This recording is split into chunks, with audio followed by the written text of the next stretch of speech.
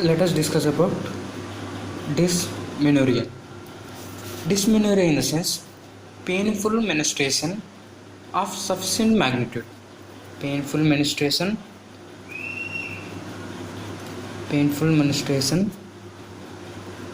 of sufficient magnitude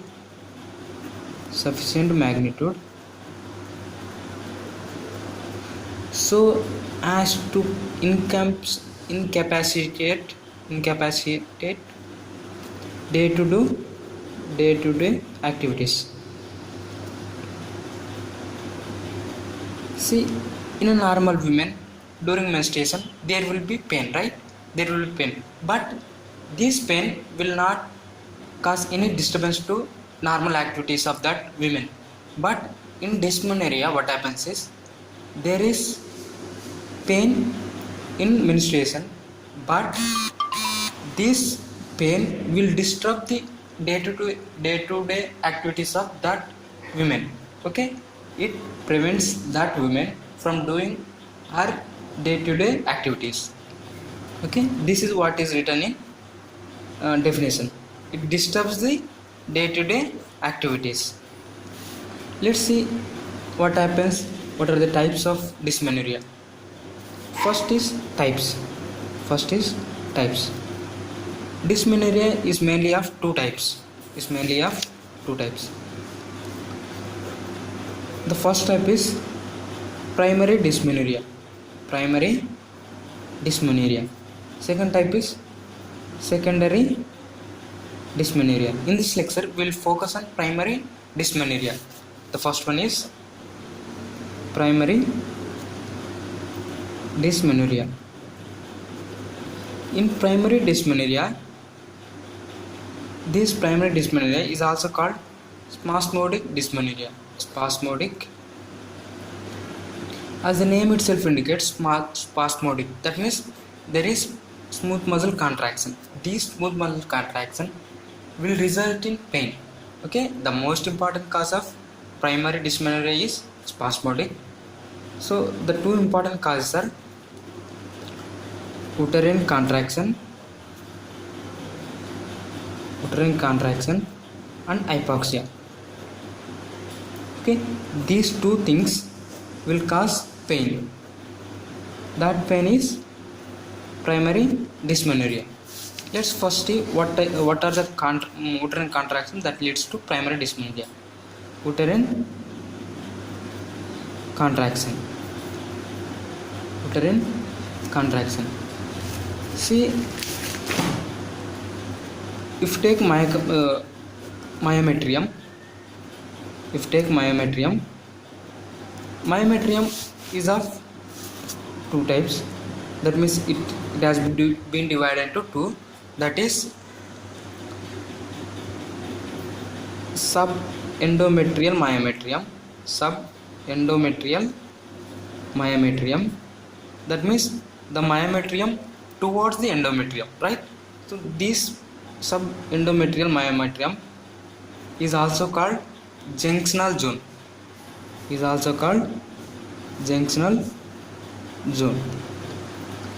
Second is outer myometrium.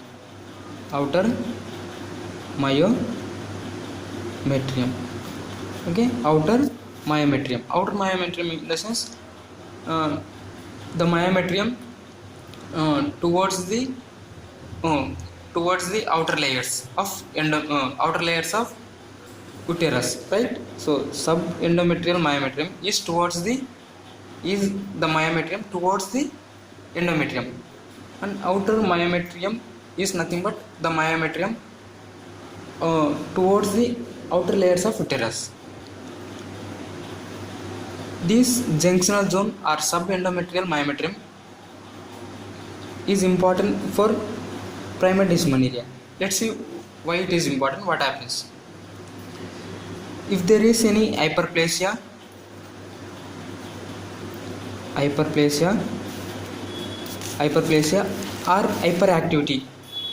or hyperactivity of this junctional myometrium.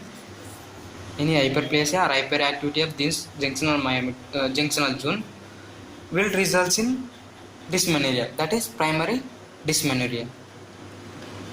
In adenomyosis and endometriosis, in adenomyosis and endometriosis, there is irregular thickening of this junctional zone. In adenomyosis and endometriosis, there is irregular thickening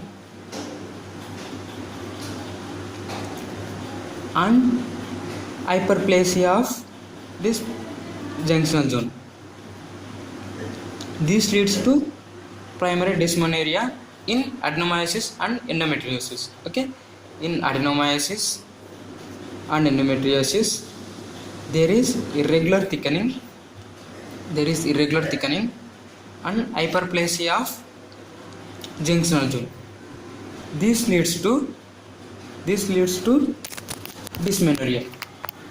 Okay, this is about the pathology in dysmenorrhea in endometriosis and adenomyosis. You see, ultimately the pain has to be carried through autonomic nervous system, right? The pain has to be carried through autonomic nerves.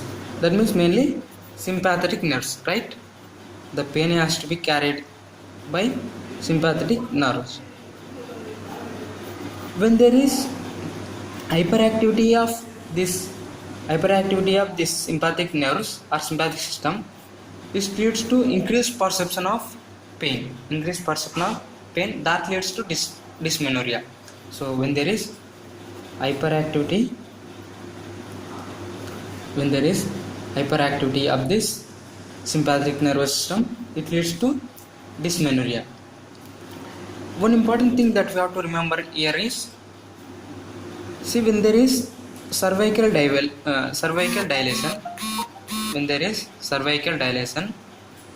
this cervical dilation, it causes damage to sympathetic nerves. It causes damage to these sympathetic nerves. Thereby,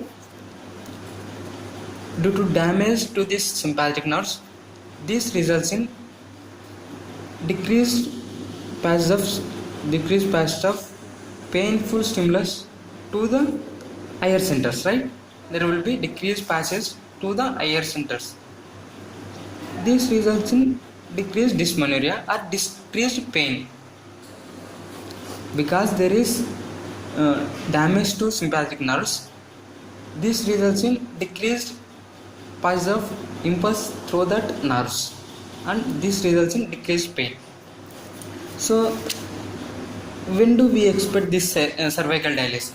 We expect cervical dilation mainly during delivery, that too vaginal delivery. So after vaginal delivery, we usually don't expect dysmenorrhea, because after vaginal delivery there will be damage to sympathetic nerves, right? There will be damage to sympathetic nerves. So this will decrease the pain passage, and that results in decreased dysmenorrhea or decreased pain. So post vaginal delivery, we usually don't expect primary dysmenorrhea. Okay, this is about increased activity of sympathetic system. Then I told you hypoxia also causes primary dysmenorrhea, right? Hypoxia also causes primary dysmenorrhea. Let's see how this hypoxia causes dysmenorrhea. So as all of us know, when do hypoxia occurs? Okay, when usually hypoxia occurs is when there is vasoconstriction. Okay, when there is vasoconstriction, this results in hypoperfusion, right? This results in hypoperfusion, and this ultimately results in hypoxia. This hypoxia results in pain, which is nothing but dysmenorrhea or primary dysmenorrhea. So the important causes of vasoconstriction is, one is prostaglandins. Usually in normal women also there will be pain during menstruation, right? In normal women also there will be pain. This pain is due to increased production of prostaglandins during menstruation. Okay, usually in normal women also we will see pain, but this pain is due to increased production of prostaglandins, right? So when there is increased production of prostaglandins, usually what these prostaglandins do is they cause vasoconstriction that results in hypoxia, right? The important prostaglandins are prostaglandin F2 alpha, prostaglandin E2. These are the important prostaglandins that are responsible for vasoconstriction that ultimately results in hypoxia.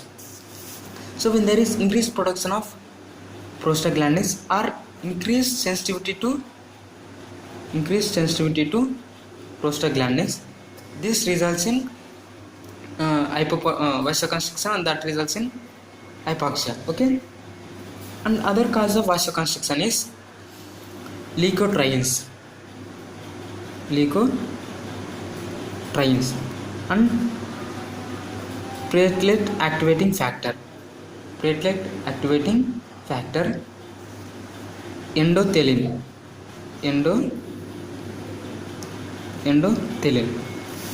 Okay, and other important factor is vasopressin.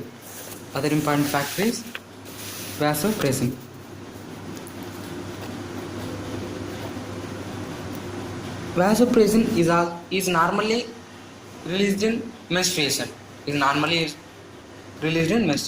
But when there is increased amount of vasopressin release, this vasopressin what it does is it increases prostaglandin synthesis or prostaglandin release,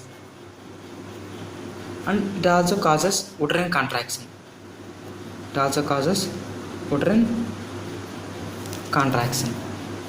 This results in pain.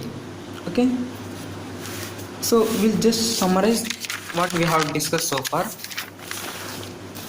So we discussed mostly about primary dysmenorrhea, right?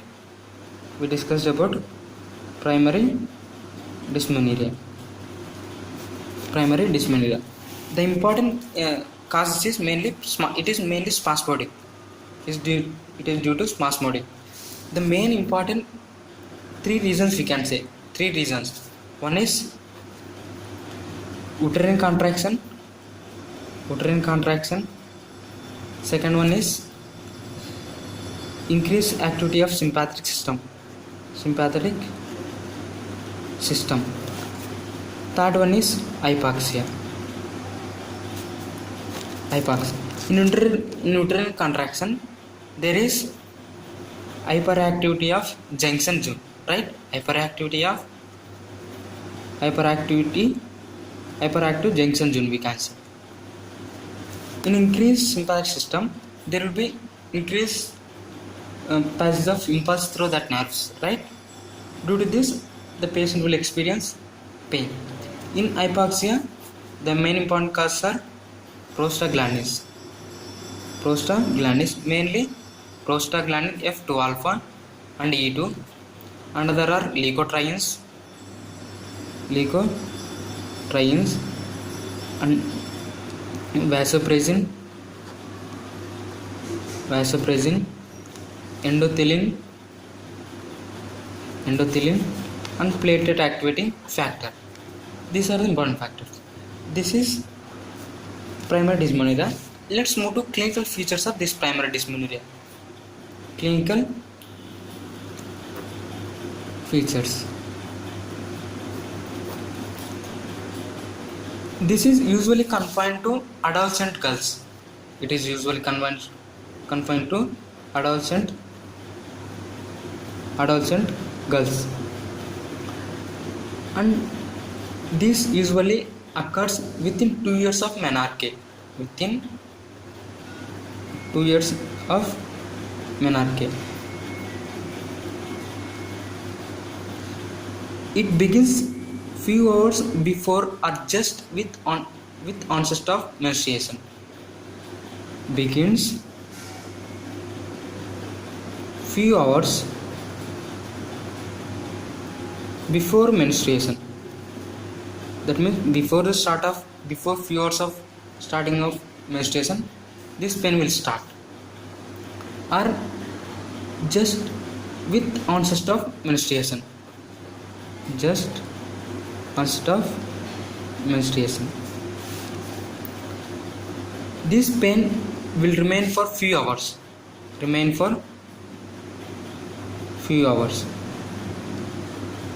This pain will not be there for more than 48 hours. Will not be there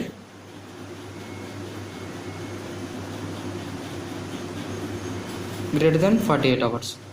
So this pain will last only for few hours. Okay, this pain will not extend for greater than 48 hours. This is confined to lower abdomen. This pain is confined to lower abdomen, and this pain will radiate to back, and also to thighs, middle part of thighs,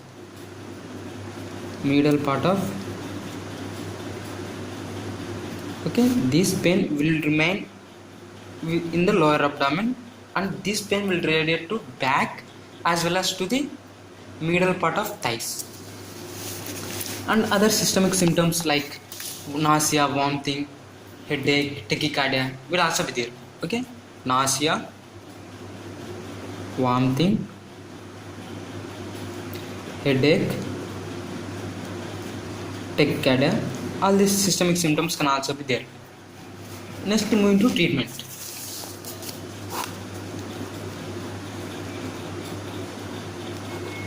See, the main important cause of this primary dysmenorrhea is prostaglandins. The main important cause is prostaglandins. So the first and foremost important treatment is prostaglandin synthesis inhibitors. Okay, so the first and foremost is prostaglandin synthetase inhibitors.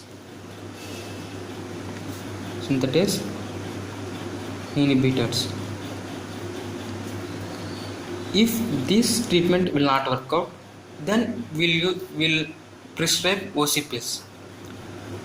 What these OC pills do is, these OC pills, they convert ovulatory cycles to anovulatory cycles. Remember, this primary dysmenorrhea is present only in ovulatory cycles. So in anovulatory cycles will not see this primary dysmenorrhea. These OC pills, what they do is, they convert ovulatory cycles to anovulatory cycles, then they were preventing the primary dysmenorrhea. These are this we can do with, this is what the treatment that we can do with drugs. Then moving to surgical options, we have surgical treatments. We have, usually this surgical treatment is required very rarely, because the pain will last only for 48 hours, and it is usually physiological, right? So surgical treatment is required very rarely. The options we have here is dilation of cervical canal. I already told you what happens if the cervix is dilated. When there is dilation of cervical canal, there will be this dilation will damage the sympathetic nerves, and that results in decreased rise of impulse. And second one is cervical block.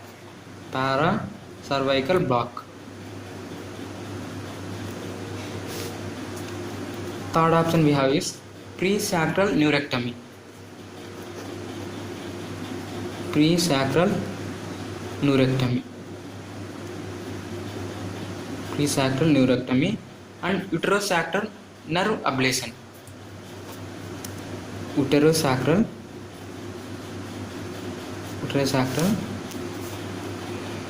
nerve ablation. Okay, these are the important surgical treatments that we have. This is about primary dysmenorrhea. In secondary dysmenorrhea, usually the cause is the pain is secondary to some pelvic pathology. In secondary dysmenorrhea,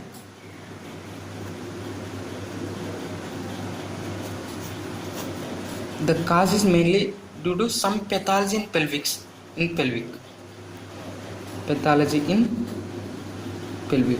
Okay, this is something about secondary dysmenorrhea. We'll discuss in detail about the secondary dysmenorrhea in the next lecture. Okay, thanks for watching.